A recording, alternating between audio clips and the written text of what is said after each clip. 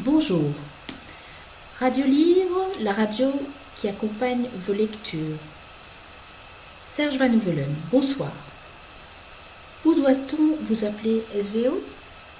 Il est vrai que mon nom d'auteur est la contraction orthographiée de mes initiales SVO. Comment vous présenteriez-vous?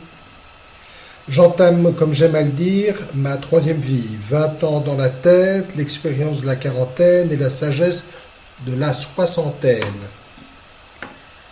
En quoi votre roman Fenêtre sur jour est original? Fenêtre sur jour est avant tout le récit d'une aventure hors norme sur un sujet rarement traité en littérature.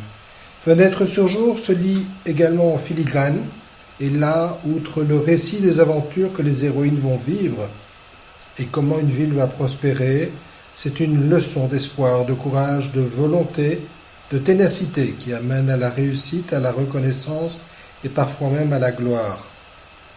Par des astuces matérielles bien réfléchies, des concepts nouveaux mis en œuvre, de la pluridisciplinarité, tous y trouveront leur compte.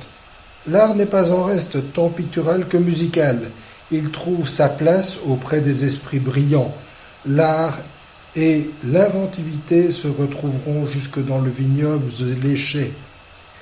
La persévérance, la volonté, la pugnacité, la combativité valent mieux que bien des richesses, mais elles contribuent toutes à l'accès au bien-être matériel.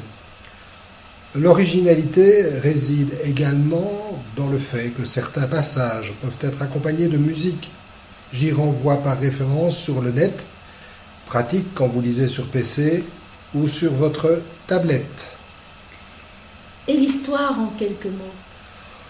L'histoire. Tout allait bien, pour le mieux, pour Alton et Andrea, deux amants, et soudain l'accident. Une chute vertigineuse dans les gorges du Tardon. Ils se font avaler par le siphon d'une perte active. Ils seront recherchés et considérés comme disparus. Ils se retrouvent vivants sous terre dans un gigantesque réseau souterrain. L'issue, le haut. Au prix de nombreux efforts, ils atterrissent à la base d'un immense éboulis, sous un gouffre profond, mais baignés quelque peu par le soleil, leur fenêtre sur jour. Au-delà, plus d'issue, ils resteront là à s'organiser une autre vie. En parallèle à cela, au dehors, une ville, l'Issor envolé, travaille à sa prospérité. Un homme va tout mettre en œuvre pour redresser le climat socio-économique. La suite, qui approche bien des aspects de la vie des gens et des communautés, démontrera que les efforts sont profitables.